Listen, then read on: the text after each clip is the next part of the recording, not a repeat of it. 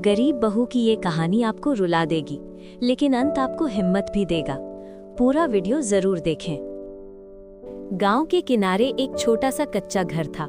टूटी हुई छत, मिट्टी की दीवारें और दरवाजे पर लटकता पुराना पर्दा। उसी घर में नई नई शादी होकर आई थी सीमा। सीमा एक सीधी साधी, मेहनती और सहनशील लड़की थी। शादी के पहले उसने सोचा था कि उसका नया घर खुशियों से भरा होगा, लेकिन ससुराल की सच्चाई कुछ और ही थी। घर में गरीबी इतनी थी कि कभी कभी खाना भी पूरा नहीं होता था। सुबह सूरज निकलने से पहले ही सीमा उठ जाती थी।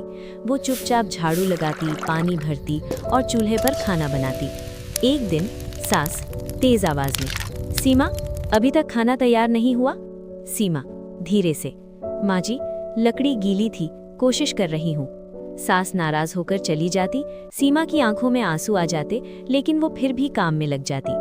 गांव का कुआं घर से बहुत दूर था। सीमा रोज सिर पर घड़ा रखकर वहां से पानी लाती थी। रास्ते में कुछ औरतें उसे देखकर हंसती, अरे देखा, नई बहू आई है, कितनी गरीब हालत है इसकी। सीमा सब सुनती, लेकिन कुछ कहती नहीं, बस चुपचाप आगे बढ़ जाती। दोपहर में वो अपने पति के साथ खेत में काम करने जाती। धूप तेज होती, हाथों में छाले पड़ जाते, लेकिन सीमा कभी हार नहीं मानती। सीमा, मैं चाहता हूँ कि तुम्हें इतना मेहनत न करना पड़े। जब तक हम साथ हैं सब ठीक हो जाएगा। रात को जब सब सो जाते, सीमा घर के बाहर बैठकर आसमान की तरफ देखती। वो सोचती, क्या मेरी जिंदगी हमेशा ऐसी ही रहेगी?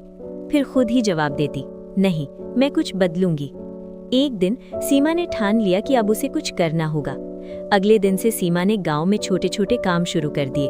किसी के घर बर्तन धोना, कहीं खाना बनाना, कहीं कपड़े सिलना।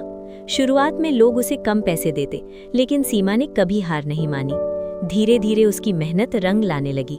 लोग उसके काम की तारीफ करने लगे। अब उसे ज्यादा काम मिलने लगा और उसकी कमाई भी बढ़ने लगी। सीमा ने सबसे पहले घर की टूटी छत ठीक करवाई। फिर उसने घर में एक छोटा सा चूल्हा और बर्तन खरीदे। अब वही लोग जो पहले उसका मजाक उड़ाते थे, उसकी तारीफ करने लगे। सीमा बहुत मेहनती है, इसने अपनी किस्मत खुद बदली है। उसकी सास भी अब बदल गई थी।